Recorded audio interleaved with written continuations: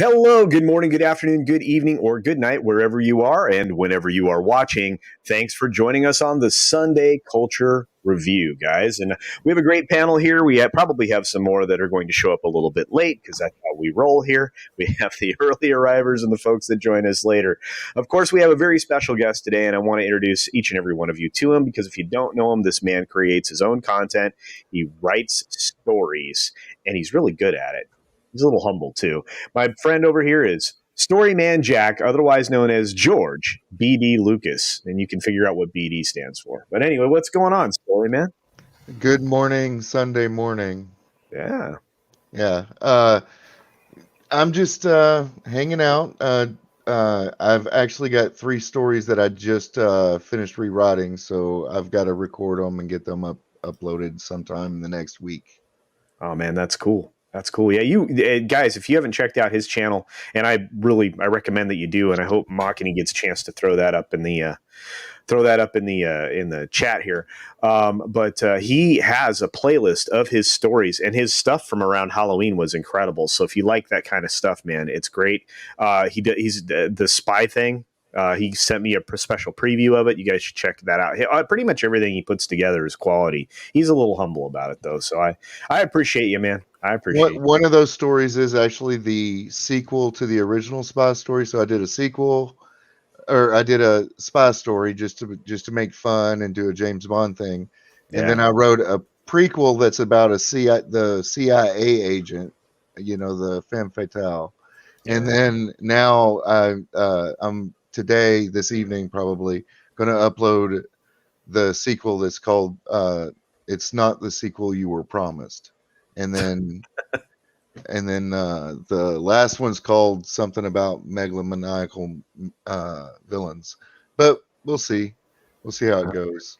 All right, man. Well, I can't wait to check it out. You know me, I'm a sucker for a good story, and I like the presentation style. And like you say, you always like to just get your thoughts on the paper. AFK Bard, welcome. It's good to see you again. I hope everything's going well. Hi, howdy. Yeah, I'm still good. Still here. Hi, everybody in chat. I'm not anywhere near a keyboard, so I can't reply to you in there. Sorry. Oh. Yeah, no worries. I think they'll understand. Plus, we're going to say hi to everybody in the chat here in just a moment. We have, of course, the man that's joining us. He can tell you how many times. And apparently he's got a new title. So the VW, or Vigilante Williamson. What's up, VW? Vigilante Williamson with another episode of the Sunday Culture Review. And actually, I cannot tell you how many times I stopped counting because I realized I can't do it. Yeah, I change out the Vigilante Williamson thing every week or so, where I switch it out. I was in the wrong timeline one week, but on a stream yesterday, shout out to Slasher McSplitter. I actually went a 100-hour stream, which Culture joined me partway through. We realized because I had a crush on a younger Elliot Page, that makes me intersectional. So Vigilante Williamson is intersectional. There you go. Okay. Yeah. Back when it was different then. Yeah. But their rules, these are the way they work because that person's always been Elliot Page, right? Therefore, there you go. Gotta fight fire with nuclear weapons sometimes. Well, yeah. Maybe so. You can't go back and call them by their old name anymore, can you? No, exactly. Yeah. So I had a crush on Elliot Page. Therefore, I'm intersectional. Yeah, we live in a weird time, my friend. Well, and speaking of weird times, we have our very own version of Joe Rogan, the man that's unafraid to talk about any subject and do it very well, by the way. And one of my friends, Wes Moody of the Wes Moody Webcast. What's going on, Wes? Hey, everybody. Doing great. So before I get started here, I do want we're going to have a contest. I'm going to gift, I think, a month membership to Culture Casino's channel if you correctly guess what's in which door on Vigilante Williamson's background. So guess in the chat, and by the end of the stream, maybe we'll have a little something for you. But anyway, hail everybody! I'm doing great. I'm doing well. Doing gaming streams. I'm here. I'm always grateful to be on such an amazing panel here with Culture Casino and, of course, Storyman Jack, AFK, and Vigilante Williamson, the best panel on YouTube for the best chat on YouTube. Hail. We are certainly blessed, and thank you for being here, Wes. I appreciate it. Your energy each week is amazing. Plus, I get to hang out with you like 3 or 4 times. It's really cool. So I like hanging out with all you guys. Speaking of hanging out with all you guys, we have amazing people in the chat. Just want to say hi to everybody. We've got, and believe me, you guys were popping early. I love it. It's fantastic. We've got. My goodness, we've got Tina Bojan here. What's up, Tina? Good to see you. Thanks for joining us today. Huge supporter of everybody in the community. Man of War 665, Neighbor of the Beast says, Hail amigos. Robert is here. What's going on, Robert? And our good friend Keith Howard. What's going on, Keith? Good to see you. Good to see you. We've got Jake D. Jake D was everywhere yesterday. He was like me. We were sniping our opportunities to hang out with people. It was awesome. Lord Thoth is here. What's up, Lord Thoth? Good to see you. One of the mod Roddics over for Gary. Had a great opportunity to hang out with him with Vigilante Williamson last night on an extraordinary stream that's worth a rewatch, guys. So if you get a chance to check that out, it was amazing. Gary kind of snuck in the back door and was listening, didn't let us know. He was hanging out for a bit in the back there. It was great. Well, it was a 5-hour stream, so it is long, but yeah, it was very fun. Yeah. Well, I rolled in the middle. They were talking about some cool old school wrestling stuff, and I was like, well, I know a little bit about that. And then we went veering off like we do whenever we get together. We never stay on subject. It's a lot of fun. We have a hat. Oh man, I don't want to snitch, but somebody actually. So wait, what was the contest, Wes? They had to guess both doors. Yeah, both doors correctly. Which one's in each? Okay, somebody's doing it, so we'll see. But yeah, okay, all right. We'll leave that to you guys to make the decision. I have no part in said competition, and they both have to be correct. Yeah. The Culture Casino channel is not a sponsor and/or provider of this contest, so just so you know. But anyway. There can be only one. That's right. Cisco Kid. Fantastic. Welcome here. Good to see you. All right. Hail to everyone. Bespoke Mind is here. What's up, Bespoke Mind? Oh, my goodness. Wes Moody sent me a super sticker. I wonder what it could be. I think it's a laughy smiley face. And thank you, Wes, for sending me the laughy smiley face. One of the channel members, longtime channel members, one of the members here is Who Knew the Salt Must Flow. Hail to you, my friend. Thanks for being here. Appreciate you very much. My very own version of a mod Roddick and one of my good friends. Machiny90 is here. He's pumping everybody in the chat, which I truly appreciate. He's going to be hosting a stream today, and before he leaves today, he's going to promote it. We're either going to have him roll in here and do it live, or we're going to have him post the link in the chat, because he's doing a live draw stream of Cara Dune. So that's going to be totally worth your while, I promise. It's a lot of fun to watch him chat and draw and color and everything. And the crew he puts together over there, amazing. You have Bruce Lombardo, Mads Mama Bear, and so many others, including some people that are getting ready to launch their own channels, like our friend M. Dastardly. So we are blessed, believe me, with just an amazing amount of creators I can't say enough nice things about. Philip Demick is here. He says, cheers, everybody. Runner is here. What's up, Runner? Naughty Monkey of Wrath. Everything's good, my friend. Glad you're here, and you showed up just in time. Ted Mac oh my gosh, please help me, guys. Ted Mac Dalbida? Ted Mac. Yeah, there you go. Yeah, thank you very much for the super sticker. One of my favorites, because I like the Shiba Inu puppies going. How's it going? I love that. I can't say that quite as good as Comics Division does, but I try. Thank you for being here, and thank you for the super sticker, my friend. Runner is here. What's up, Runner? Oh, wait, I already said hi to Runner. Runner, get out of here. Anyway, no, I'm kidding. Parrot says, Lorena is streaming with Drunk. Really? Did not know this. Okay, well, now you have an option. But Drunk cool. Never responds to my super chats, so I'm jaded and bitter. I'm not. I love Drunk. I'll make him show up on your stream sometime, Wes. I'll make him do it. Okay. I'll twist his arm. He's only like 13 feet tall and like 300 pounds. But yeah, little old me is going to make that happen. Anyway, Diablo Dame says, hail panel and hail chat. Hail to you, Diablo Dame. Man, we've got a lot of people. Thank you, the Atlantean. Wow, I almost did that. Thank you, the Atlantean. I really appreciate the $5 super chat, my friend, just to say hail culture. I think you're still in the chat, and I know you're off and working, but we're gonna have to get you back on the show if you're not in the chat. I really I really enjoy having you here when you're available, my friend. So let's see. We've got, Terry Rose is here, says, greetings, fellow inmates. Yeah, pretty soon, maybe. We'll see. But greetings to you, Terry Rose. Thanks for being here. Keck44 says, howdy, howdy. Keck, my goodness, guys. Mutant Bamhammer is here. Hey, what's up, Mutant Bamhammer? Isildur sell into the dip? Okay. I'm not sure if I'm ready to do that, but hail and good morning, Culture Casino, says Judicon, thank you for being here. It's good to see you, my friend. We have another monster here. Good to see you, another monster. I'm relaxed. Wow. Ted Max sent another $5 super sticker. Thank you, my friend. I appreciate that. I'm trying. I know that icon. I'm for whatever reason, brain not working. I know who this is. Anyway, thank you so much for the good job super sticker. I love the little animals. They're some of my favorite super stickers. I really love them. But thank you so very much. I appreciate your support of the show and the channel. You guys are so overly generous. I truly appreciate it. Another monster is here. Let's see who else showed up. Lots of people are here, guys. This is amazing. Well, I said Robert, I believe. Steven Salcedo is here. What's up, Steven? Good to see you, my friend. Yeah. Shrine on the left. Yeah. What am I doing? Am I missing things? I'm missing stuff. Anyway, L Punk Trace is here. What's going on? Good to see you, my friend. We have L Punk Trace. Wait. L Punk's L Punk Trace says just came over from Lorena's stream. He said, "Hola, amigos and amiga." Hola. ¿Cómo está? Hola. That's Trace, not Trace, right? 30 versus 3. Right? Oh, yeah, maybe Trace. Yeah, that could be right. I mispronounced it. I could be wrong. I'm terrible. Ironcaster says, hello, ahoy to you, Ironcaster. Good to see you.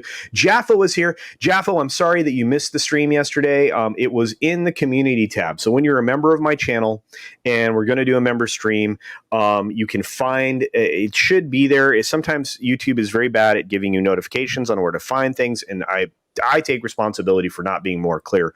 But on the community tab, if you are a member, that will automatically populate for you and you will be able to join the stream. And I'm going to be doing the February stream earlier in the month, not at the end of the month. It seems like most of us, unfortunately, wait until the end of the month to do it. And that ended up with people having like 5 and 6 member streams to do over the last couple of days. So I don't want to make your life that hectic, and I want you to be able to interact with everybody that you watch. So I'm going to move my stream a little bit earlier into the month, probably close to Valentine's Day would probably be what I'm shooting for. But I will put a poll up in the community tab chat for you to pick, and then we will pin down a date and a time that works for everybody or most people. But thank you, Jaffo, for being here and for being a member. I appreciate you. Man, guys, it's taking me forever to get through everybody. I apologize. Hail, Soul Assassin. Good to see you, my friend. I love your new Snoopy icon. Kai MFS is here and says, hey, y'all. Hey to you, Kai. Your game show is coming up after this as well. Or if you're doing the game show this week. I don't know. Sometimes you take time off. But I know that Machiny streams right after this one as well. We need to do a review of his book, by the way. Oh, absolutely. Yeah, I actually I'm actually going to set aside one of my 6-minute dailies because that way I have the discipline to keep it tight, Right. and not be overly verbose, because that's what happened with the last 2 videos I tried to cut for him. Was I just got overly verbose about the book, and I don't want to give away the whole book. It's easy to do. It's a good book. It's a really good book. Yeah, and he sent me a preview copy, and I am a terrible human because I haven't gotten to that. But I'm going to do it in a 6-minute video format so that it gets its due and it's done well. So I'm not giving it away, because you want every single element of this book in your life. You want to be reading it. You don't want somebody to tell you what happens. It's that good. So Geek Tripology is here. What's going on, my friend? Good to see you. I'm glad that you're here while you're eating. I wish I was eating. Pretty hungry. The only way I can guarantee I'd make the culture review is if you stream it later in the day, mate. I'm 99% never available this early. All right, the Atlantean. Well, you and I are going to be streaming together, I think, on Monday, or we're going to record something Monday. I don't remember, but I know we're getting together to do something. So I'm very, Trace is 13. Yeah, my fault. I didn't mean to do that. I was wrong too. Was it Trenta? That's Once, doce, trece, catorce. Yeah. But I said 30, and it's not. Which one's 30? Is that Trenta? It is Trenta. It's Venta, Trenta, I forgot it. Yeah. I used to know the numbers. Yeah. Everybody had to go and take Spanish class in high school. I was the cool one. I took Japanese. Whoa. But of course, now I don't know what anybody's saying anywhere, but whatever. I took German. I took German. So, but I'd already had a pretty decent Spanish vocabulary when I was young. So I'm honoring the Japanese with my background in Studio C. Well, you're appropriating their culture. Oh, no, I forgot about that. Darn it. Vigilante Williamson. Well, I mean, I told you I'm intersectional now. That's true. You're allowed to call me out. Yeah. Yeah, they're intersectionality. That gives you the opportunity. That's right. The minute you put that into your bio now, you feel way more woker. Yeah. I'm dyeing my hair blue. Oh, wow, buddy. All right. Well, I'm sorry. Anyway, Apollo Patriot says, Casino, I'm digging huge leaks on Resident Evil 8. Yeah, actually, we're going to start talking about some of the game leaks that have been coming out. And it's not just Resident Evil. When we are on the Gaming Lounge channel this week, I think you're going to see some videos out of people this week, including one from me. I'm finally going to be doing my Cyberpunk 2077 review. So that'll be on that channel. On Valentine's Day, it could be a 50th birthday party stream for me. Well, that would be great, Tina Bojan. That would be awesome. Yeah, I think that's a great birthday to have. It's easy to remember, and you get twice as many gifts, right? You should. Anyway. Memes of Destruction is here. What's up, Memes? It's good to see you, buddy. Dude, Memes of Destruction's videos on his workouts. He shows results, guys. If you want to get in shape, he has done it. So he can show you. He shows you the workout. It's amazing. He works pretty hard at it. I'm impressed, and I'm glad he has the temerity to stick with it. That's fantastic. So anyway, you guys, I love it. We could be here forever. Me saying hi to everybody and all of that. So let's go ahead and dive into some subjects, guys, because we definitely have them. We definitely have them. And I don't have anybody in the back room. I thought I heard somebody, but I guess not. That's probably my phone buzzing going through the mic. Oh, okay. I'm like, is somebody back there? I don't know. But Memes has been working out pretty hard. If you check out his workout videos on his channel, they're pretty cool. But let's go ahead and fire into what we did yesterday. Did anybody participate in the trending event that was happening yesterday on Twitter? Yeah, I did. Tweet something, but I kind of used it for promo, so it probably wasn't a good thing. But yeah, I did tweet "We love Cara Dune," and that was pretty cool. I retweeted it from my other account. I'm not really on Twitter anymore. Oh, that's right. You were you made yourself get banned. That's right. I am barely on Twitter. If you don't.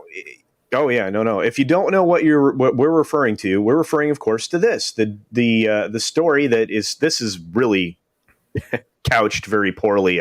This is called framing, guys. When you write a story this way, it's called lying. Yeah, well, they have framing, lying. Tomato, mainstream media. But anyway, dueling hashtags for actress Gina Carano. They weren't dueling. It wasn't even close. Gina Carano was trending.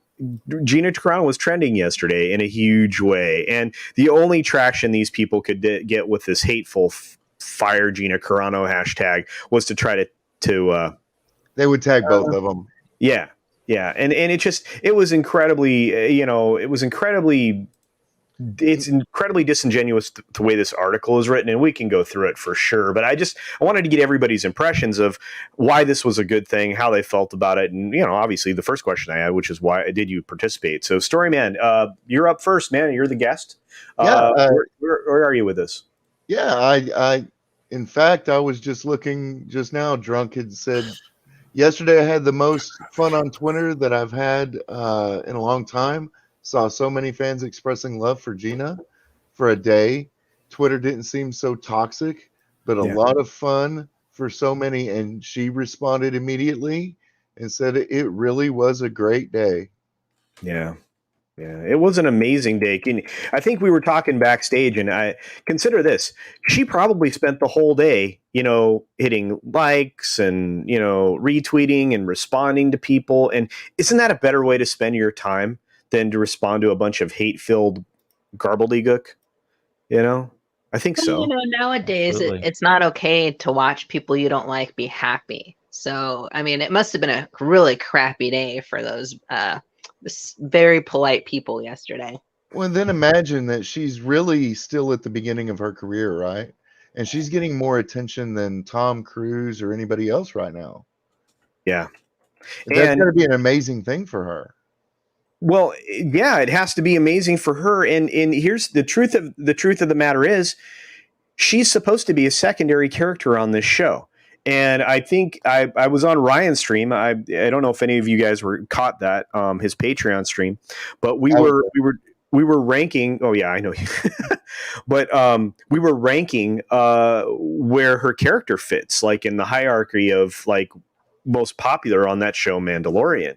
And my opinion, this will be fun because I want to ask everybody this too. Is at the top, you have Grogu, which is probably in all likelihood the case.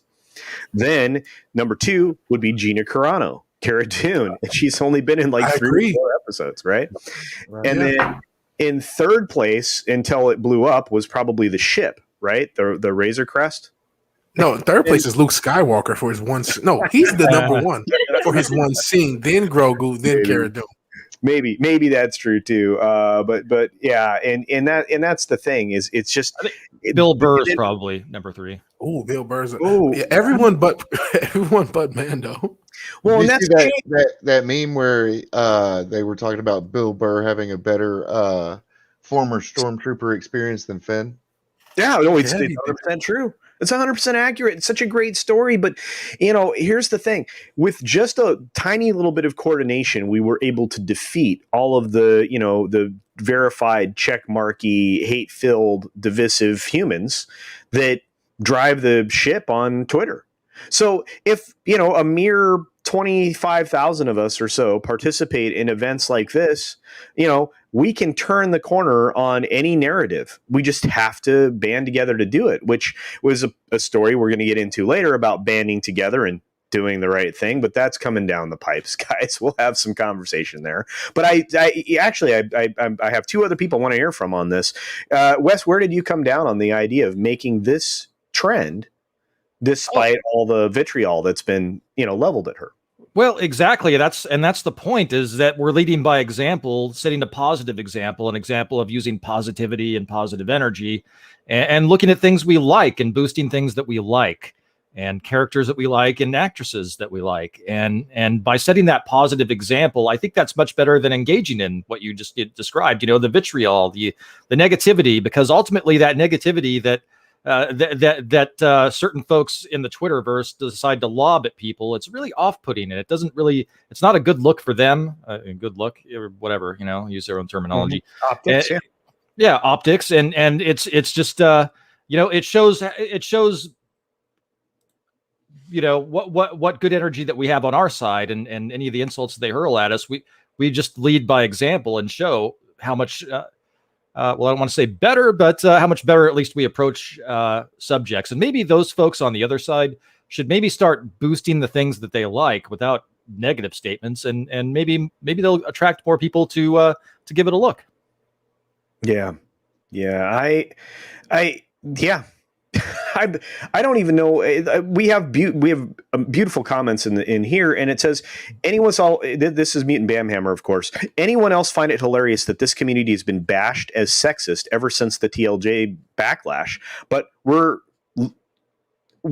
not literally trying to save a woman's job. Absolutely. We're definitely doing that. Not only that, we shouldn't have to save her job. She's doing a great job. Her co-stars are saying she's doing a great job, and if she's driving the bus on this show, I don't care what anybody says, but when she has a part in a spinoff series, I think everybody's going to get a real kick out of that. You're still going to see these characters interact on various shows. I mean, it's going to be a little CW, guys. I'm sorry, hate to warn you about that, but that's what you're going to see. But it's at the same time, there is no reason for her to not be able to be a nice person, speak her mind, and not bend the knee and not keep her job. That's just crap. And Vigilante Williamson, you've been pretty quiet, so what do you think? Where do you fall on this trend here? Well, part of me being quiet is just me as a person. So like I've said this before, I'm such a boomer, and maybe that's not even the right word. Social media to me is like still black magic. because I never used it, never liked it. And I hate Twitter with such a passion. I have no idea how I'm only on it for this channel to contact people, and I wish everyone was on mine so I didn't have to use it. So like it doesn't have the same weight to me that it does to everyone else that this hashtag got trending. But it is a cool thing that it happened, and I'm glad it happened. And like I said, I even participated in it a little bit, but I didn't follow it because I'm not a Twitter person. So that's the only reason. It's like I don't really have anything to contribute to this conversation. I understand. I understand. Yeah, not a social media guy. I love that the intellectual honesty that you have there. That's cool. I appreciate that. And you know, this is what happened during the course of the day. There were 2 events trending then, and still the first was We Love Gina Carano. The second was Zack Snyder's Justice League, which is now that's cool. Yeah, it's now trending today. Zack Snyder's Justice League is number 1, and last time I looked, it was Justice League was the second one. Either that or Zack Snyder, can't remember which. Yeah, so that's I'm sorry.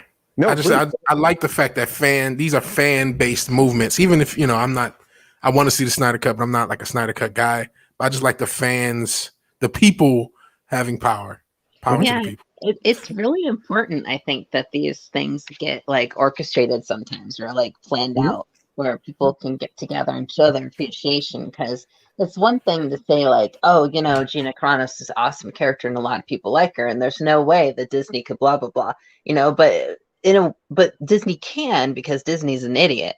But when you have instances like this where you have like big bursts where it's like it's clear as day that there's this huge amount of support behind this actor or actress and like the character and stuff like that, it's like it's reminders to the big, you know, studios or whatever, that at the end of the day, you know, you might have your own, you know, wants and needs as far as like when you want to like jam into something, but you have to admit that is such a huge, you know, portion of people that you will piss off if you decide to act more for your own like needs versus like, you know, good storytelling, for instance. Yeah. And yeah, sorry, that was me rambling. No, you were right. No, but everything you said was right. That's not rambling. You're 100% right. They should be taking notice of the fact that, you know, they buy social influence on Twitter. That's done. They buy social influence on Facebook. They buy those things. They're spending money for it, and yet they still didn't get as much traction with their efforts as, you know, a simple fan movement like this. So you're 100% right. You know, and there's a lot of misinformation that's spread about this. You know, people are saying that she's an anti-masker and that she spread misinformation about the disease, which she's never done. So there's no proof of that. There's no receipts. The translation for that, where it's the quote unquote anti-masker and quote unquote spreading misinformation, is only stemming from her tweets where she says that don't be afraid to ask questions. Right. And to that is what they translate into, oh, she's against this or against this because she wants to ask questions about it. Well, that's so sad. Well, she wants to have different opinions, you know, and you're 100% right, AFK. And isn't that what we want? I think it is. Maybe not. Don't question the establishment. Do as you're told. Wrong. Well, and that's coming from people that claim to be anti-establishment people too, by the way. And these people don't even know how to do math. If you're going to tag both tags, you're not going to get ahead. No.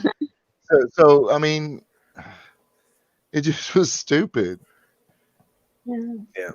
I'm often entertained by some of the stupid people on Twitter. Yeah. In the world. But this article is such garbage. It's because of what it says. It says, you know, it specifically cites the fact that the transgender community wants everybody to put their frickin' pronouns in their frickin', you know, bio. And she came out with boop, bop, beep. Well, guess what? Everybody that was somewhat rational was like, okay, so I'll use those, or I'll use something similar. And it you know, and then a lot of other people just ignored it. Why should I tell you what my business is? You are not entitled to my business. I don't need to advertise my business. My business is my business. Well, it's just like the opposite. It's just like it's such a contradiction, or like, you know, it's just like the whole argument is that, I should be able to define myself how I want, present myself right with pronouns, correct? So you shouldn't be arguing that a person who they decides to identify themselves without the pronouns that you think that they should be using. Like you can't force them to do that because that goes against what you're arguing about, right? Yeah. So it's just like if Gina doesn't want to put a pronoun in her bio because that's not important to her, then that should be that, and someone needs to walk away and just accept that that's her, because what they would be angry at, like, and it, is more justifiable, would be if she goes to them and is like, you know what, you shouldn't have that pronoun in your bio, because that's the same thing that they're doing, only in reverse. So, well, here's the weird thing. We have someone in our very own community that many of us are very close to, Mary Mayhem, who, it was being told she can't have a rainbow flag in her bio, I guess, or whatever in her tag, and we're calling her out, and she's like, "You don't get to do that. This has been here forever, and I identify as what I do." And yeah, she was called out for having the flag there and still being, supporting Gina Carano. Oh, how much crap is that? They want to have exclusion of diversity. They only want who fits in there. Otherwise they'll cut it out, and it's just that's not diversity. So sad. No, I agree with you, and but yesterday was such an amazing thing, right? Is to see that trend for the entire day. It started trending before it was even supposed to, and I mean, you're talking about not just here in the States, but we were having global effect with that trending hashtag. It was very impressive, and I'm very thankful. Yeah, very thankful to the community for doing that. And Robert, it's not lost on me. It's definitely not a coincidence that Cavill and her both dated and they are both fan favorites. That's not lost on me. I don't think it's lost on anybody on this panel. Yeah, I've always thought that because they have, you can see that's a similar thing. They've not only they're both fan oriented, they both have let the fans know, because Henry Cavill, I can't believe that one interview where he basically said, "Hey, I tried to fix this. They wouldn't let me. I'm letting you all guys know." He said it in code. But that's what he said about the upcoming season of The Witcher. So that is cool. Yeah, and you can dissect that interview any way you want, but he's telling us we got a problem here. You don't want to be a guest star in your own series, right? And it certainly doesn't follow the trend of the books or the freaking video game. But I don't even want to go there, guys. Don't get me crazy. I only have enough crazy stored up for the show, right? You know what it makes me think is when let's say. Every time I hear these changes that they make to these original tales, I imagine the writer, the original creator, sitting there and going, "Hey, I just got paid $30,000 for them to make a movie of something I created." And then they get in the writer's room, and the first thing, well, maybe we should change the main character to a person of color, or he should be, and then he's like, but it's set in Iceland. I mean, they have, and then once they get all this done and they lose all this money, the writer's dejected and he's not just dejected because of what they did to him. He's dejected because his fans think that he let them get away with it. And I've had conversations with people who have gone down this route where they got an option on their work. Yeah. They went through the whole process, got paid piddling amount of money. The studio wasted millions of dollars on it, and it'll never see the light of day. Yep. I have a question, because I don't watch The Witcher. It was kind of on my list because everybody was praising the first season, but then before I started, everybody started complaining about the second one. So I was like, do I want to put myself through that? The first season is pretty good. I mean, there is a little bit of intersectional nonsense in there, and that's okay. But and they definitely lead you to believe that their other characters are more important than the actual Witcher. But there are certain parts of the show that are very, very good. It's definitely worth a watch. There's no doubt about it. As far as that idea that some people would think that Henry Cavill let the changes happen and stuff, I would kind of pose, because I'm just curious, because I've heard a lot about how he's basically been sidelined, right? He's basically a sidekick in his own show, where it's if he were to stand up and start complaining about it, couldn't they logistically at this point like kick his character out or something? Like by him sticking around, technically he's kind of salvaging somewhat of what that story is for as long as he's there. But the more they put emphasis on the other characters is the problem, because they can find a point where they don't need him anymore. Well, you usually shoot enough footage that you can change the balance of a show. You usually shoot enough, and if you're not, sometimes you go into reshoots and things like that. But I haven't heard enough information post that interview to know whether or not that there's a remedy that's planned if it's identified that it's just not going to serve an audience. But again, Netflix does not care. That's the thing that, in fact, tomorrow I'm doing my video for tomorrow, which I'm trying to finish editing, which I thought I was going to be done with yesterday. But it's going to be dealing with how these entities, these streaming services, you view ratings and what their version of ratings are. And so hopefully that'll be informative to people. But I don't know. I can't answer the question whether or not it'll be serviceable after that. But I do want to acknowledge we have a new member. Christina Nardone has joined the channel. Thank you very much. I appreciate you becoming a member, Christina. That's awesome. Thank you so much. I appreciate your support because I've seen you everywhere lately, so it's fantastic. And we have so many great supporters here, subscribers, members, anybody who just stops by and says hi. I value you all. Thank you so much for being here. But Christina, thank you for becoming a new member. Yeah, actually, this is a weird thing. We are definitely going to get into a conversation oriented around that. Getting back to this thing with the intersectionality and the whole concept that uniformity, like I think I actually had that quote up here for a while from Small Time. Diversity is uniformity according to Twitter. Yeah. No. Well, according to Twitter. Yeah, they've changed so many definitions. They've just the idea I think is kind of like everybody be different together in exactly the same way. You need a code book now to decipher what they mean. Mm-hmm. Well, and that's the same thing. I mean, the changes in language, the burning of books, the stuff like this, we all saw this in the 1940s. And I'm not going to go down a political road on my channel, guys. I don't do that. But we've seen this. And, you can couch anything in terms if you control all the levers right now. And right now, believe it or not, all the columns of information are controlled by one side of the equation. And that's why events like what happened yesterday, and we're going to steer this away from the political side of this, the things that happened yesterday are so important because it pushes back on this narrative, this idea. And we can do this all the time and not just in these stories, right? And like I said, we'll get to that in just a couple of minutes. This kind of stuff I absolutely have no room for, right? And I think anybody that's thoughtful, I have no room for this thing. Why can we not just go, you know what? You be you, I'll be me. I respect you, you respect me. Why do we have to parade everything around and force others to do so? Well, a lot of us, the truth is we do. We are being like the media, and the few people that don't will push it out till we think, oh man, we're all divided, or oh man, this.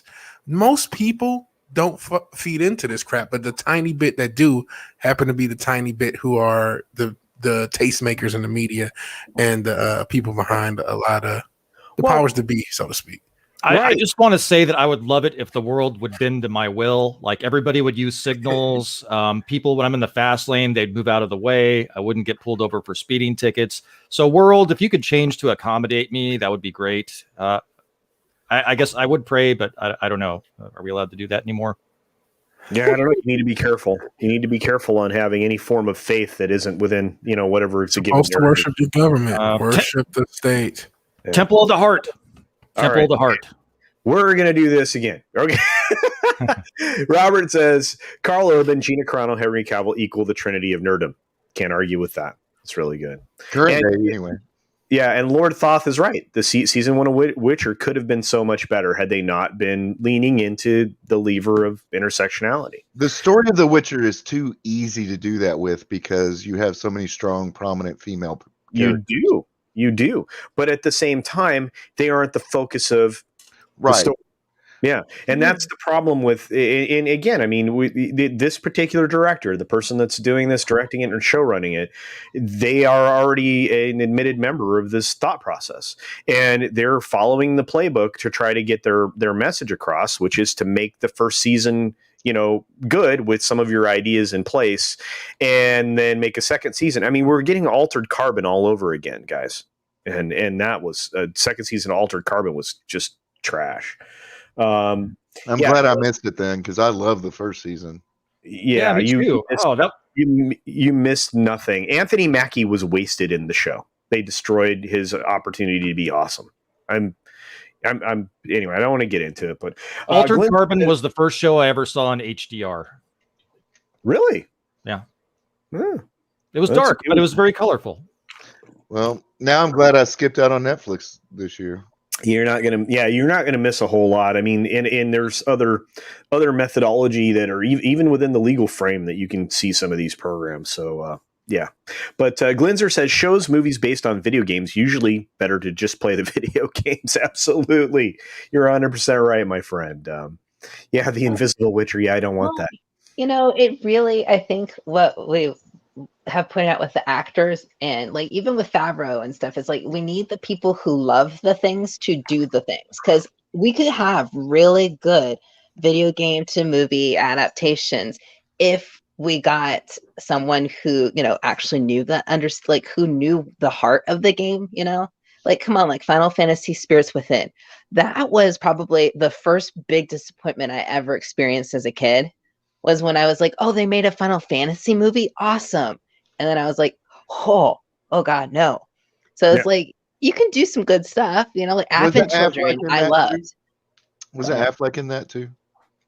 The Spirits Within? Yeah. Oh, you're right. He was. I remember the really bad CGI guy. Yeah. Yeah. He you could tell it was him. They CGI'd him. I have an example. I have an example also, AFK Bard. What about The Hitman with Timothy Olyphant? Oh, yeah. Oh, yeah. Great film. Yeah, you can do it good. It's just the problem is every studio wants it cheap, fast, and they just want to tick the boxes off.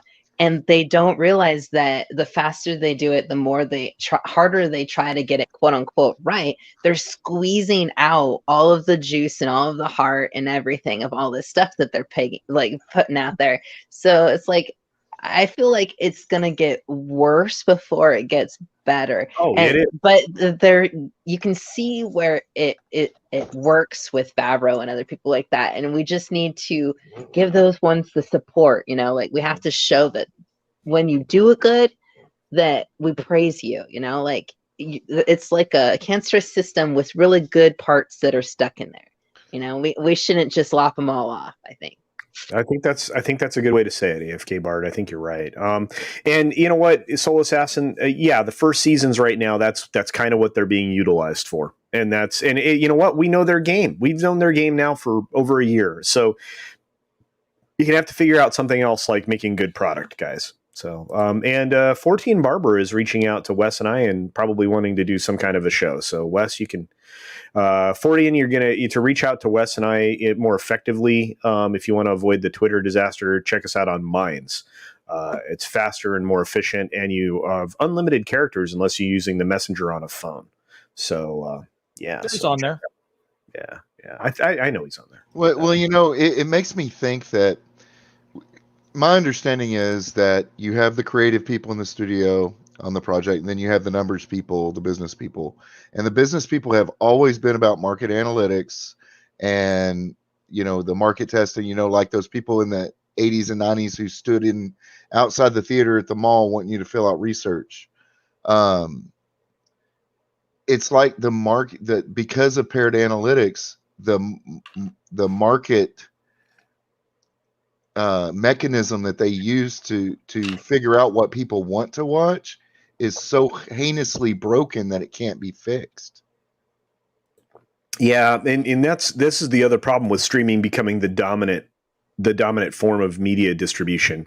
There are no market pressures. And this feeds into the video that I'm doing tomorrow, so I'm not going to burn too much of what I was going to talk about. But it's because they are the dominant source of media, or will be, or are becoming, whatever terms you want to wrap around it. You're going to, because they have no system really to disclose information about what they're producing and what people are consuming, they can pretty much do whatever they want. And they're also going to leave the creators holding the bag, but more on that tomorrow, guys. It's a conversation that's pretty deep, but anyway, I'm not sure how much more we can say other than it was a really cool thing yesterday that was done. And the media is, by way of stories like this one, going out of its way to couch it in a very inaccurate way. And yellow journalism, any number of other things that might be said here, is what it is. And it's the same playbook they always use. Yeah, but it's not working. So you need a new playbook. We can read your playbook. It's not good. I mean, I don't know, but this entire article is so garbage that, they even have trouble getting out of their own way in the article. So I at least approve of the use of the word duel over any other combative word, because in a duel, you can have somebody just like without any skill whatsoever and just get wasted in one shot. So that's kind of like what it was with the tags. it's true. So at least there's that. Yeah. But it's totally manipulating with the way you word it, because it's clearly it was 2 tags, 1 tag blew them out of the water, but it's like, It's like the other banjo broke its strings. Yeah, exactly. Yeah, and here's the thing, and if you haven't seen the first season of Altered Carbon, don't let anyone dissuade you from seeing that. It was very good, in my opinion, and in Lord Thoth's opinion, several other people, including Wes. But yes, it also has a beginning, a middle, and an end, so you're not gonna be at a cliffhanger. Yeah, no, it could have wrapped up. It's done. It's over. Season 1 could have been one and done, been fine. Season 2, waste of an actor, waste of a story, a part of a story, which I think was a couple of books, to be honest with you. I don't think it was one book. I think they tried to jam 2 books in one thing, which was dumb. But I just can't remember. But Blue-Eyed Scorpio, I didn't even force myself to the end of it. I almost made it to the last episode, and I tapped out.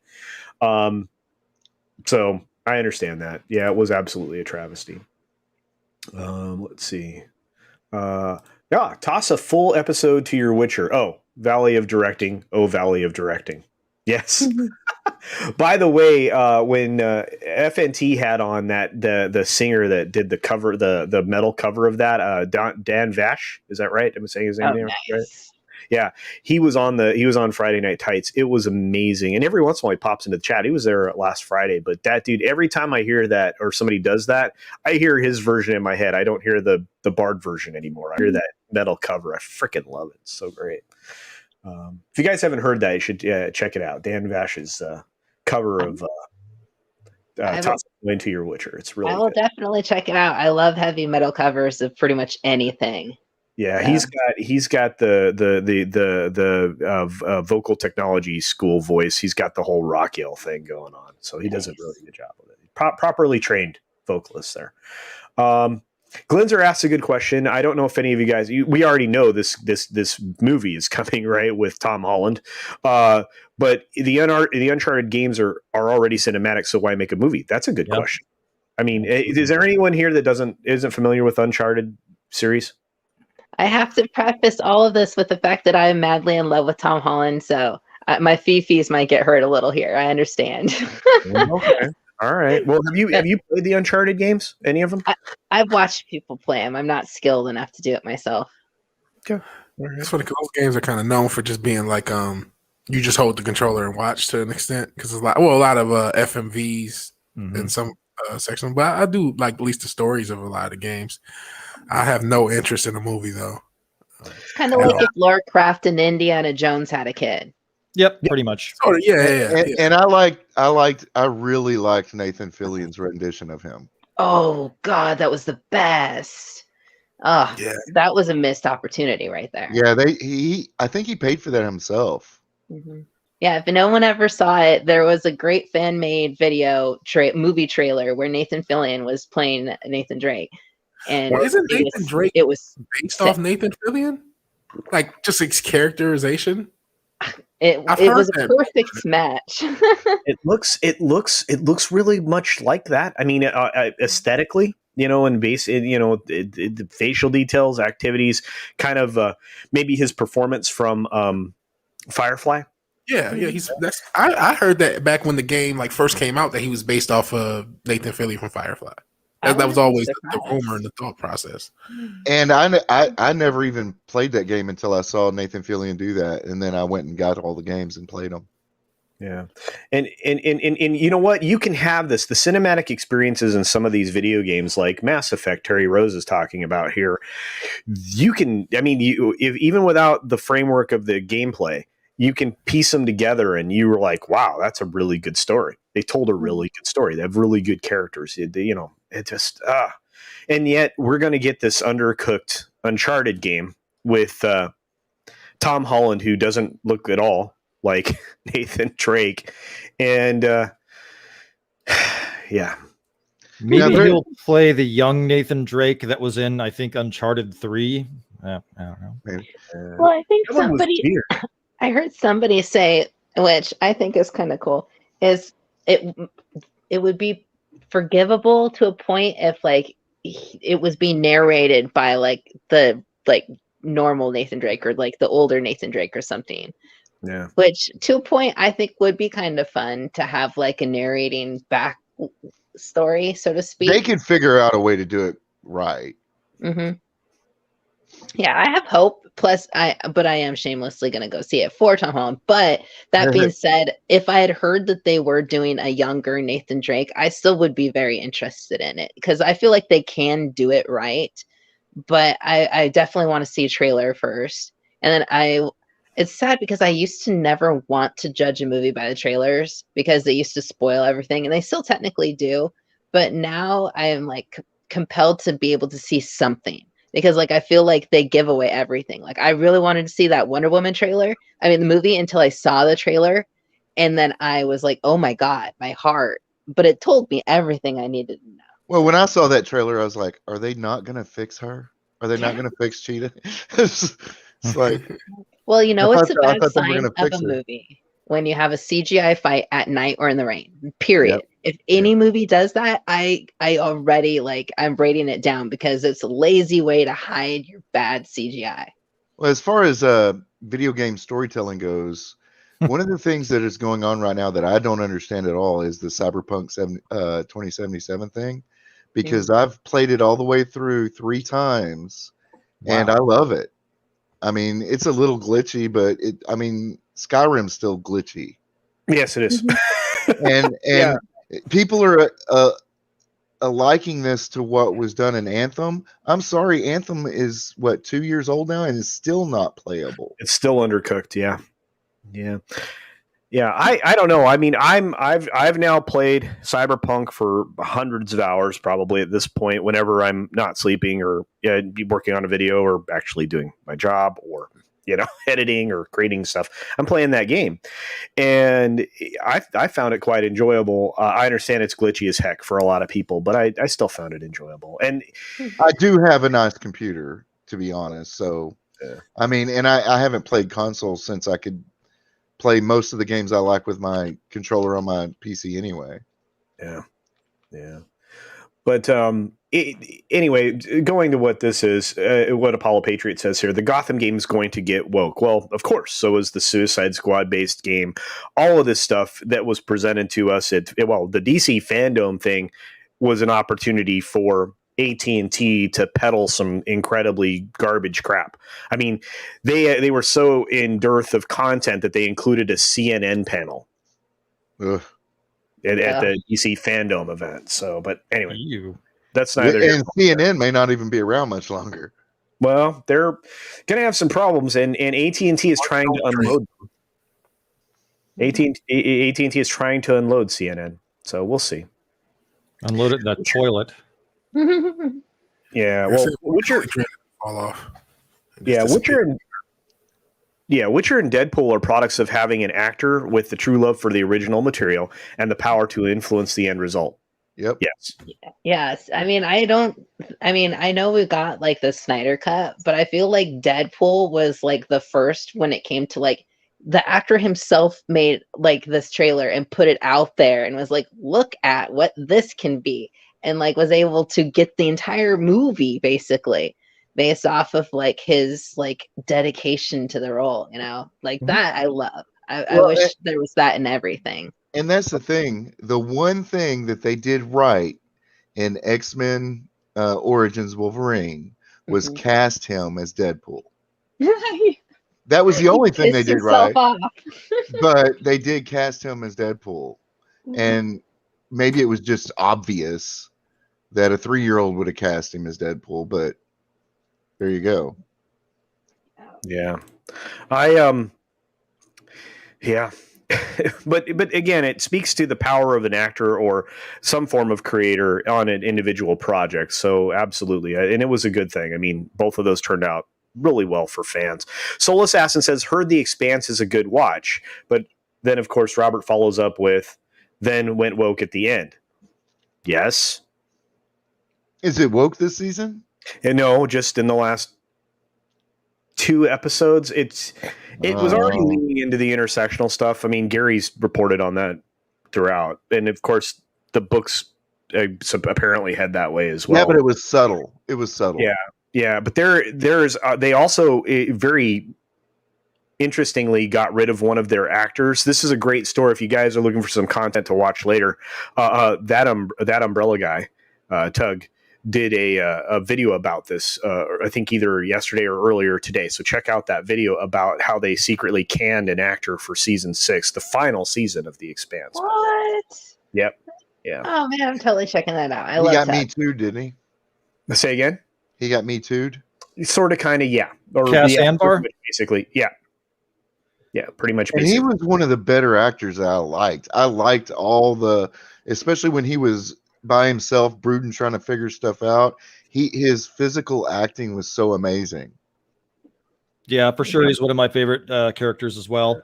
The Expanse is definitely a good watch. I loved the first 3 seasons. I wasn't so crazy about season 4. Season 5 is back. For me, it's one of my favorite seasons. I'm loving where it's going. Yeah, I think you're just, when you get to season 5, you're going to see massive shifting. So just be prepared. Bad shifting. Yeah. All right. So, yeah, I'm not going to spoil it, Wes. You're going to be like, I don't want to watch anymore. Mr. Tickle Trunk for a Canadian $2 sends a amazing super sticker that I love. One of my favorite little Shiba Inus, farting hearts. Just doing a little fart. Love that thing. Nice. So great. Guys, thank you for all the support, guys. I love you. You guys are great. The Walking Dead shuts down. Yeah, that's great. Except that, that shows the Walking Dead's fallen off a cliff, but I don't know. They didn't have much further to go anyway. I mean, for me, when a story gets stale, because it got stale about season 5 for me, it's just the same old thing. You're never going to find out what caused all this anyway. And then they're just, they get a little bit of relief and you think everything's going to be okay. And then some other nasty group of people show up. I read like the first season's worth of comics after I watched the first couple seasons of the show, because I was curious. And I love the first season. If no one's read the comics, I love The Walking Dead. They're good. I still need to finish. But I feel like the show it just wasn't going to be able to sustain itself because the stories were very short and succinct in the comics. And when I after reading it and going back to the show, it's basically a soap opera. They just drag it out and everybody's crying and yelling and shooting at each other. And it's just they're wasting the heart and meat of what The Walking Dead was about, and I'm surprised that it's still going at all. It's still on, right? Yeah. I think it's, I wouldn't know. I stopped watching a couple of years. Right. And it's just same.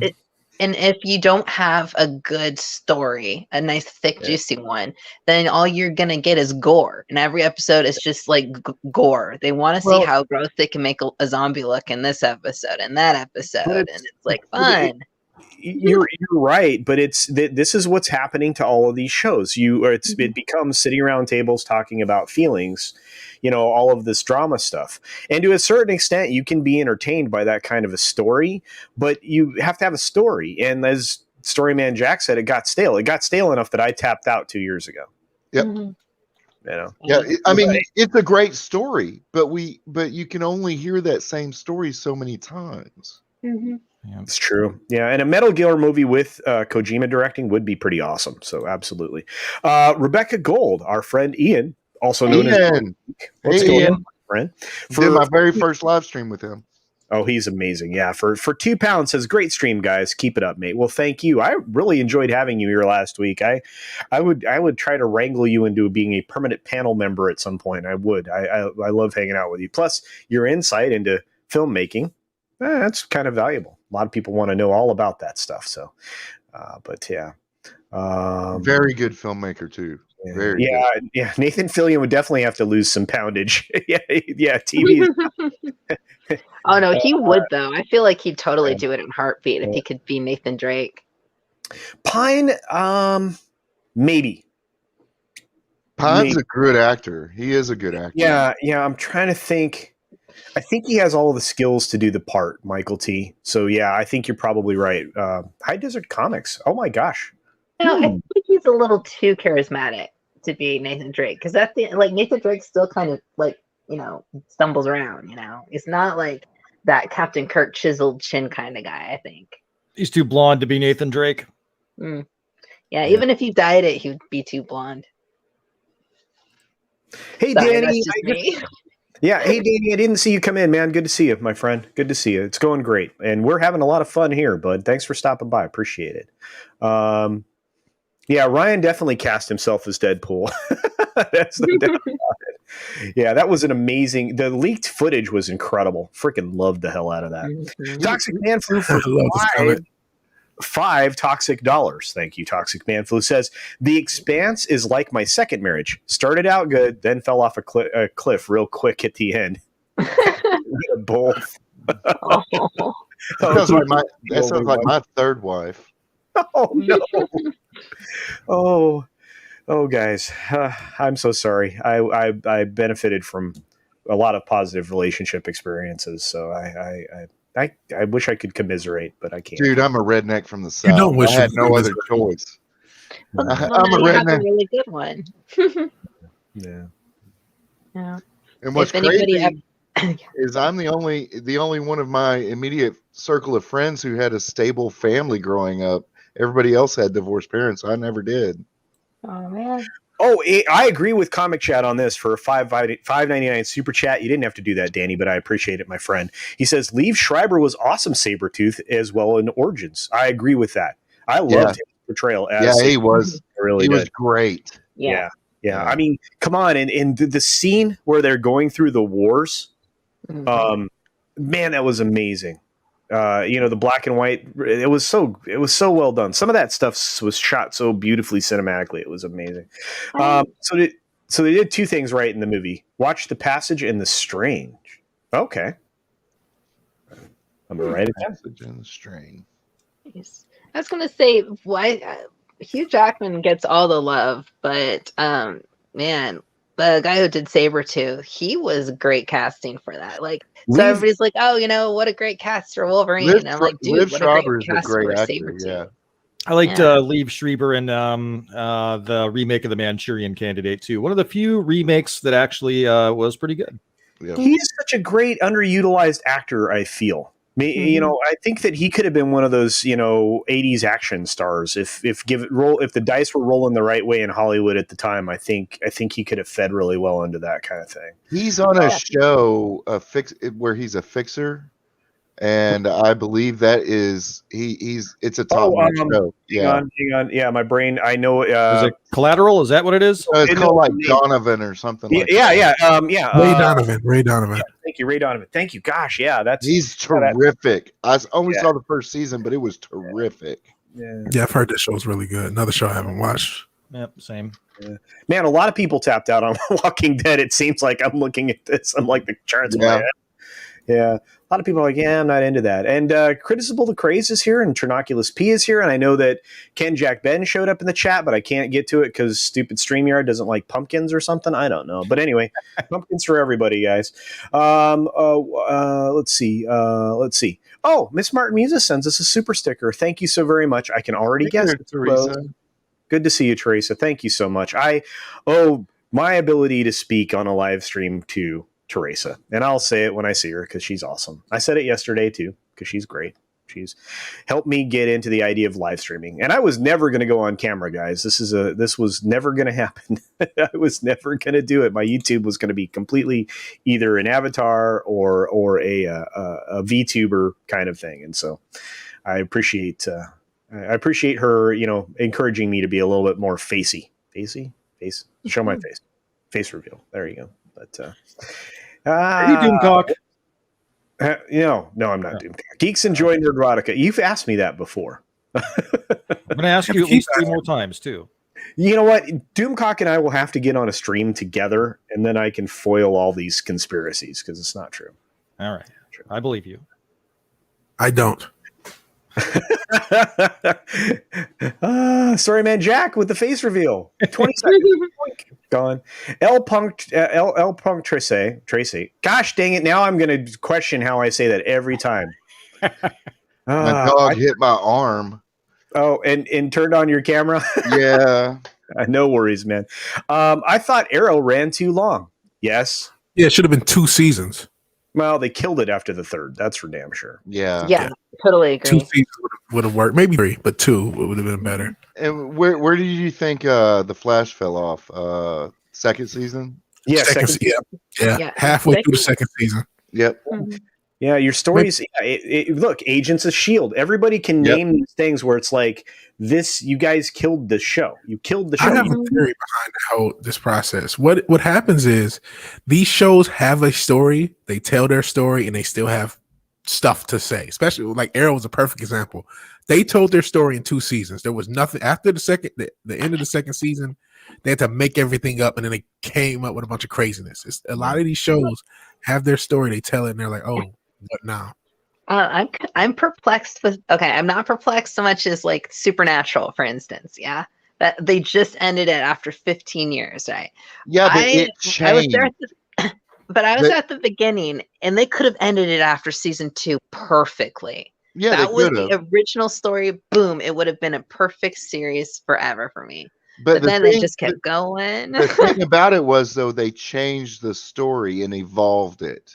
Mm-hmm. They started including more demonic stuff, more traditional vampire and werewolf, and they kind of evolved it and brought in these great character actors to really and had them repeat appear, so that it was able to evolve like nothing else I'd ever seen before that had that kind of length. I mean, what else has been on that long other than The Simpsons or something like that? And The Simpsons to me got stale a long time ago. Yeah. Season 9 or 10. Yeah. I'm just kind of curious, like what even the CW will do, because like literally, I think the CW at its core was Supernatural. I mean, they were its flagship show basically when they started. I remember getting a hotel card like in California, and it had the CW logo with their like promotional Supernatural art for like the first year of Supernatural. And it was just like so cool, man. Well, Smallville is what really put CW on the map. It did. Yeah. And you have to remember, we know it as CW now. It used to be the WB. Remember? And UPN 11. Yeah, they were both. Yeah, I mean, they went through an evolution.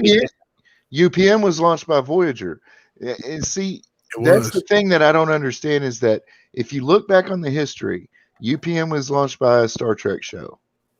You know, you've got Smallville launching the CW. Or WB or whatever it was. Yeah, well, WB. Every time they want to make something big and dramatic, they pull from the fans, and then they turn around and stab us right in the back every time. They absolutely do.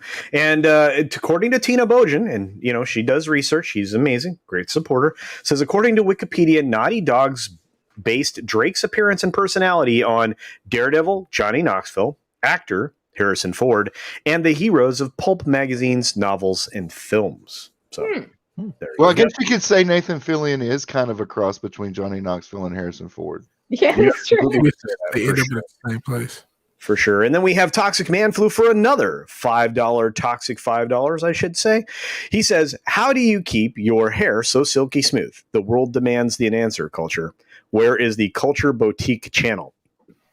After I get the news channel launched, maybe I'll do that. I'll do health and cooking. But to be honest with you, we have great creators out there already doing that, including Ruthie. Yeah, Cooking with Ruthie. You might know her as Ruthie Star Wars. And she's great. Actually, I'm building an intro for her if she gets back with me on some stuff. I'm trying to get her to get to do that. But yeah, she's good at that stuff. But I just take care of my hair. That's all I do. And maybe someday I will let you in on the secrets that are basically wash your hair with different shampoos regularly. Don't use the same one every day. Condition your hair with different conditioners. Don't use the same one every time. And give your hair a break between washing and conditioning sometimes. There you go. It's not that complicated. You also don't have to buy the most expensive stuff. Every once in a while, a hot oil treatment if you need it. But anyway. Was that too much? Yeah. Wow. I need to write this down. Yeah. I like how you're jokingly acting like you don't have much to say about the topic, and then you sound like you're an actual hairstylist. Very nicely done. Yeah. Hot oil. What's that? Yeah. I don't even know you oil people's hair. So I could never talk like that. That's why I don't do live streams. Because I'm a reformed introvert. So yeah, I use tea tree. I buy tea tree. Don't use too much of that, because actually that biologically can affect you. As a male, you can create a circumstance in which you will create less little swimmers for your business. Oh my gosh. So that actually might be a good. Yeah. But it also does some other biological shifts you may not want to buy into. Speaking of which, anybody hear from Sporking lately? Oh, here's the thing. Okay, so this is the sad thing. Sporkin canceled his show last night, The Dump, which I think I was supposed to be on last. I'm pretty sure I was supposed to be on there. But anyway, he had to cancel because he was having internet issues, not because his little buddies got snipped. They pushed his buddy snip back to like right before Valentine's Day. Bummer for him. Classy. Yeah. Well, I tell you what, when I'm sitting alone here smoking my cigar on Valentine's Day, I'll tip a glass of scotch to Sporking. Me too. Something you need a bag of ice. Here, this is. I'm gonna give him like $20, dude. Go buy out all of Circle K's ice because you're gonna need it, my man. So, but anyway, yeah, it doesn't sound like fun. But anyway, sorry, that was way off. You should have gone. You should have gone the tea tree route. So much easier. So much easier. Completely lost that. I don't even know the reference. Yeah, I mean, I know it's kind of a ballsy joke. I don't know Sporking to know that he did that, and I'm like, huh? This is all news to me. Well, he's a brave individual for telling everybody on the internet that he was getting. He's getting his buddies clipped. Now you know. Now you know. Yeah, it's okay. That's all right. So the 45 of you in the audience that didn't know that this was happening, caught up. Yeah, I didn't know either. Everybody hashtag it. No, I'm just kidding. Hashtag Sporking vasectomy. I mean, that would be. No, that's too hard to spell for. Yeah. That would be. How about the snip. The snip. Hashtag snip. Danny sends a super chat for $1.99. Again, man, you don't have to do this. I try to get to everybody's chat if I can. Liev Schreiber should be the next Dr. Doom. Yeah. Oh, that would be nice. You know what, Culture? Yeah. You need a producer. Oh yeah. To read the chats. Oh, I agree. I agree. I wish I could, if I could figure out how to make that work on the stream end side of things, or how to share my studio on the YouTube. Someone with a voice like Jane Theory, maybe. Oh, she would be so amazing.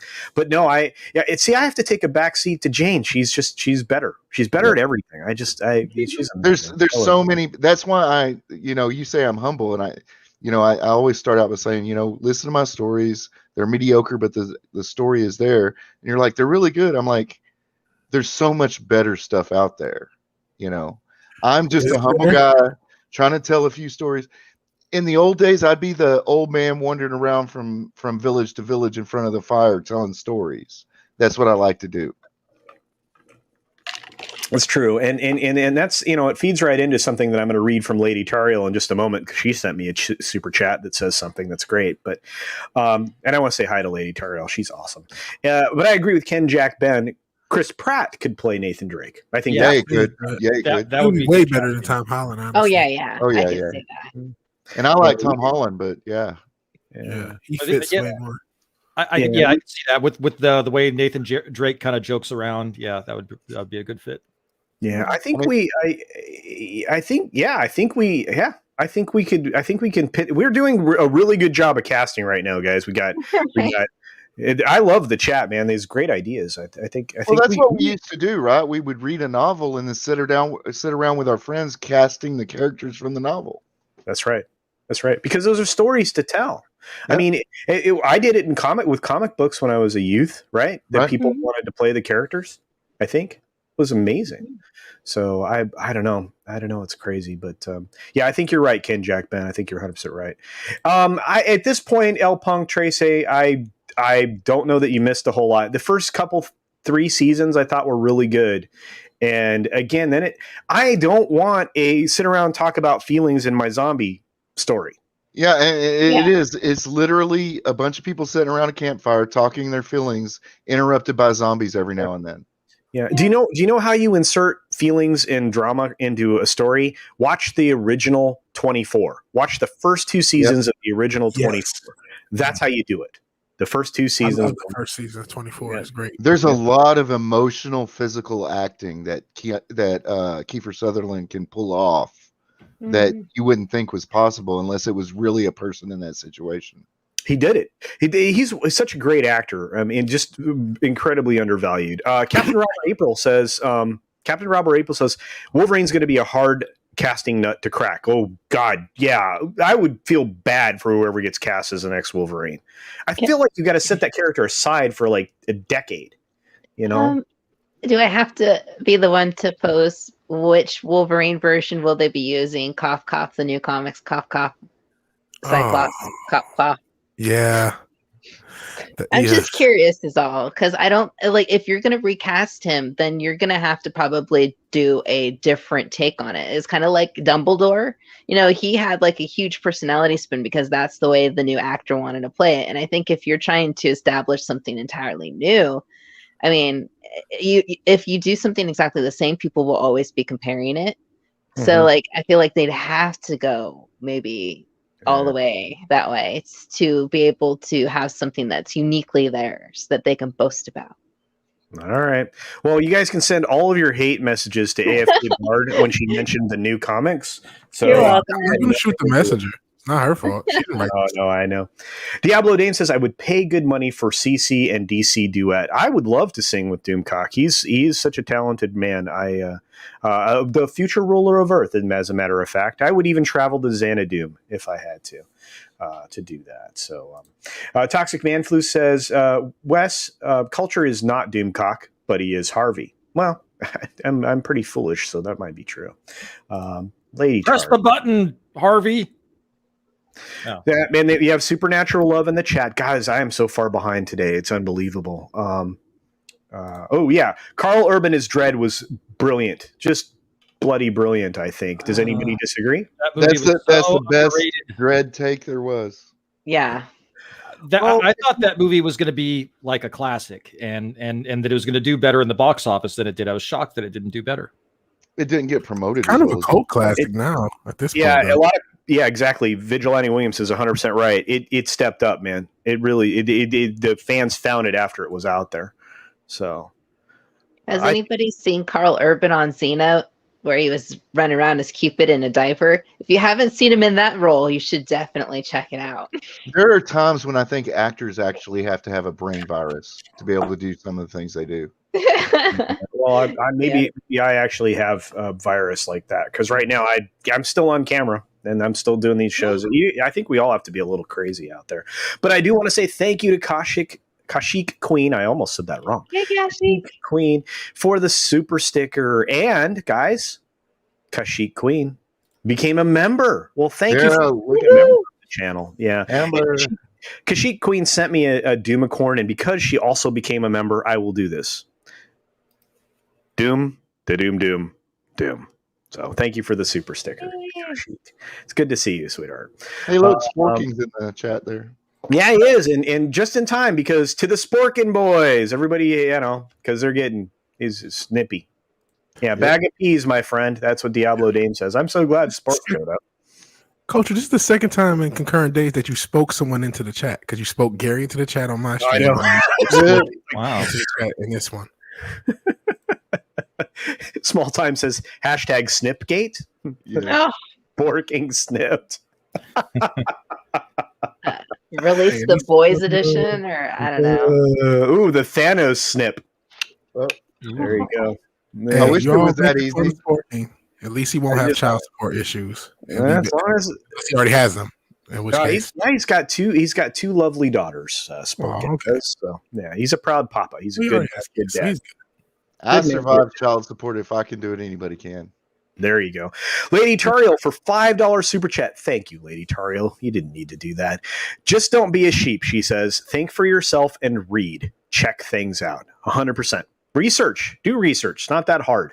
It's amazing. You should do that. That reminds me. I made a comment on Ryan's stream yesterday about them not caring about the past and just moving on. And Culture made a really good point that Bob Iger really does care. Well, he cares about his legacy. And I mean, that's why he cares. It's not for any So last night I went and did the research. Mm-hmm. And you're right. He cares. He's got to be pulling his hair out. Well, that's what I thought was so clever about the Midnight's Edge video was that it almost in a way they kind of seemed to be putting a little pressure on Iger to take some action. Well, they're not wrong to blame him. That video, Wes, you're exactly right. That video spoke directly to that. It's like, dude, you're responsible for some of this. You abdicated your influence, your leadership over this position and left it to somebody who was a very rigid ideologue with bad ideas from the people that even got her into the positions that she's in, because they will tell you all about it. Steven Spielberg cast doubt on her performance and leadership. Right? She was really good with coffee, though. Yeah. So, coffee and interrupting. Yeah. Oh, I'm sure she's pretty good at getting money.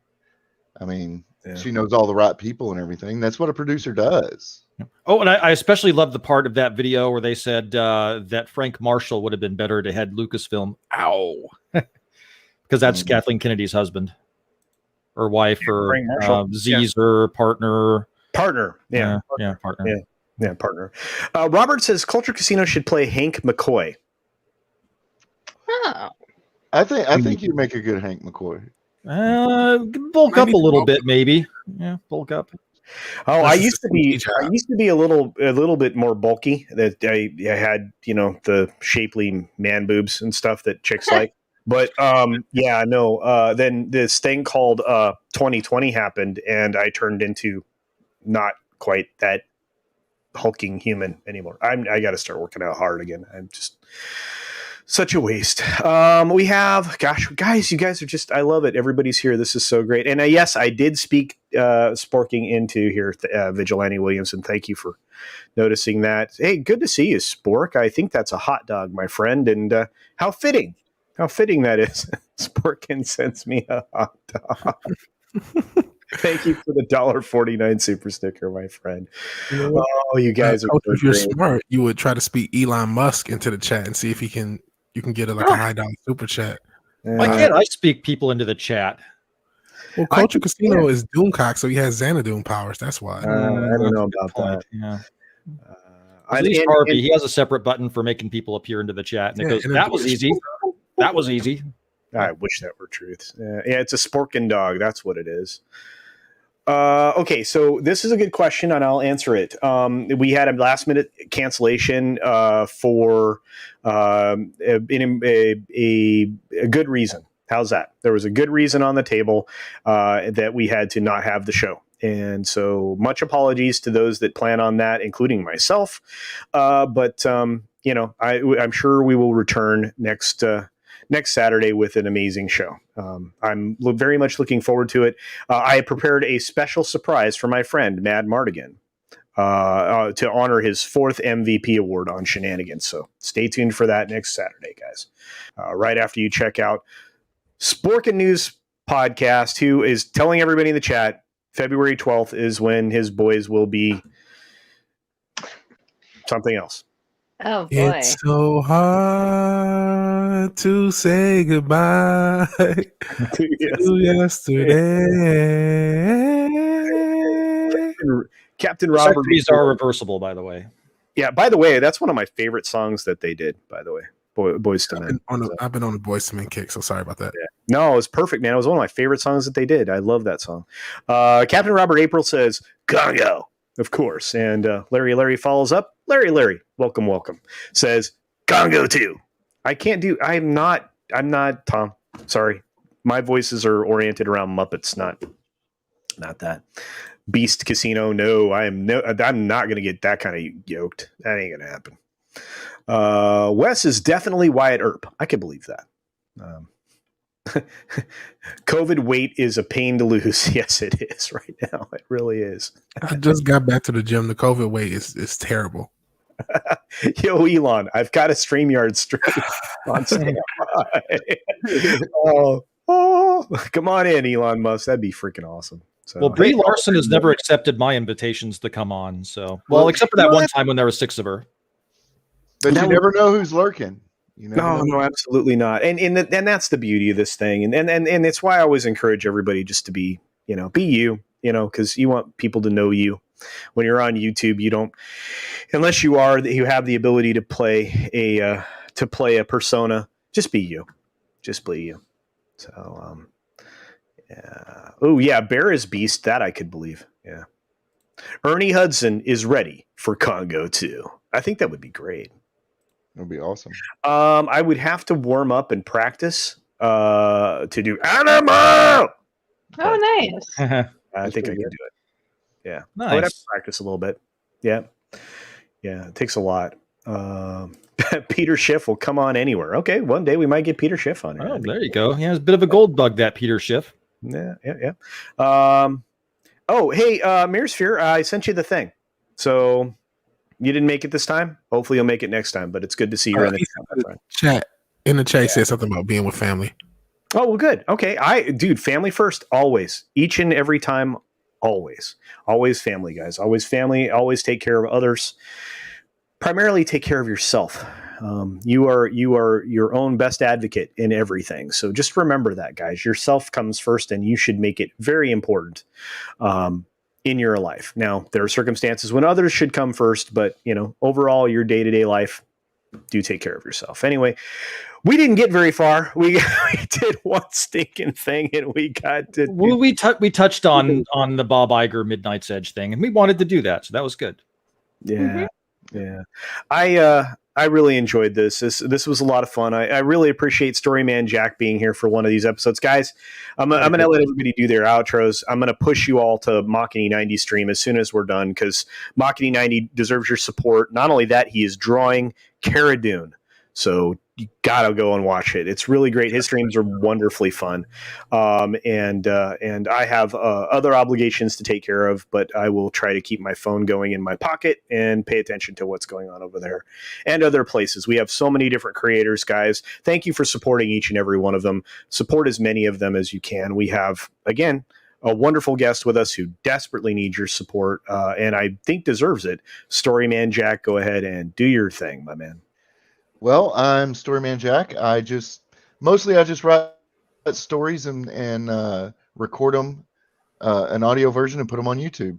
They're original stories. They're not stolen or they're not fan fiction. They are completely original. For everything from a spy story to thrillers and suspense to horror.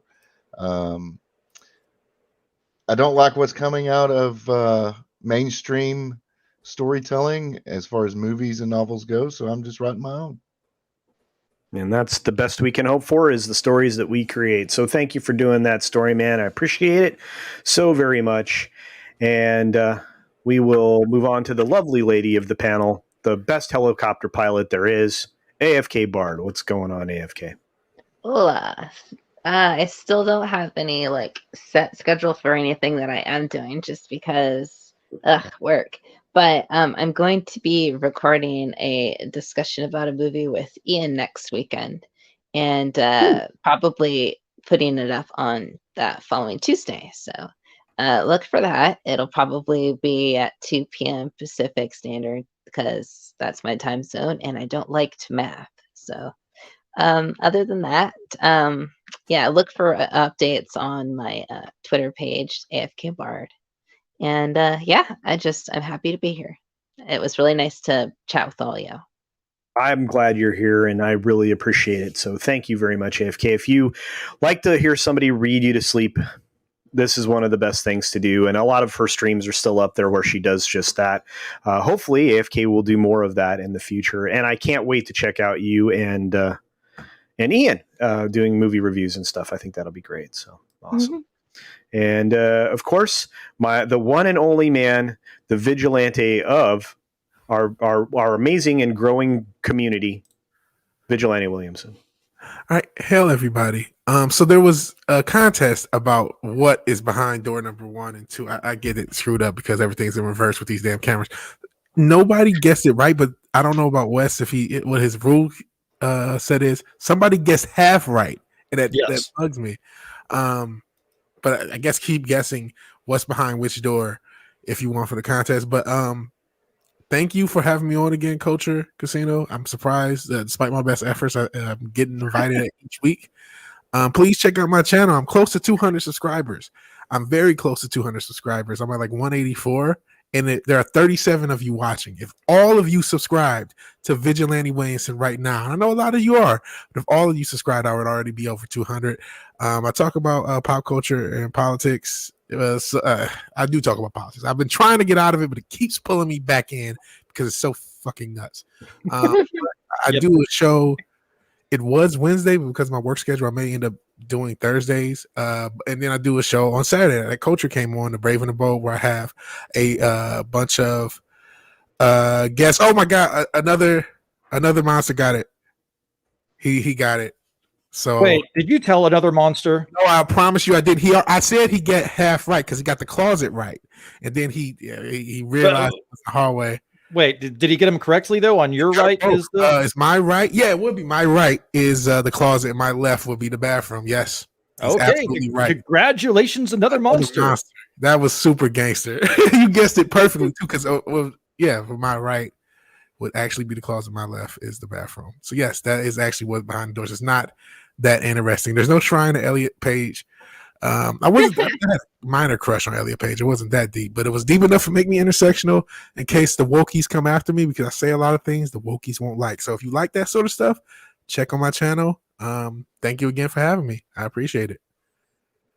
Thanks so much, Vigilante. And of course, you're always welcome. You have yet to say anything terribly offensive. Speaking of terribly offensive, we have our one and only Joe Rogan. We have the man that I think is criminally undersubbed and is absolutely brilliant, Wes Moody of the Wes Moody Webcast, one of my friends and one of my favorite people to hang out with. What's up, Wes? Likewise, my friend. Thank you. And also our friends in the chat. Well, congratulations, another monster, for correctly guessing what was back there. My guess was a giant banshee in one of those that would go out and scream, but I was wrong too. We're talking about it backstage. So I'll figure out the logistics of gifting you your 1 month membership to Culture Casino. So what I have going is I talk about current events, pop culture, occasional conspiracy theories, occasional car talk, gaming streams, and I vlog about whatever the heck I want to because it is my webcast. We have Trekking on Tuesdays, 8 p.m. Pacific, whatever, Wednesdays, 8 p.m. Pacific. Hope to see you there. Thank you, my friends. Thank you, Wes. Yeah, and if you are ever curious about all the great people that Wes hangs out with, he has a special playlist set up and designed on his YouTube channel that's called collabs, and it has everybody he hangs out with and all of the shows they're on. You hit the playlist, you can watch everything that he's done recently. It's amazing. It's a brilliant idea. Of course, he's a brilliant man. Thank you so very much for being here, folks. I'm going to end the show the same way I always do. Of course, the credits will roll and then the promotion banners. But before that, I'm going to say the most important thing, which is be sure to take care of yourself, take care of others, wash your hands, of course, because the rest of your body. There you go. And until next time, bye.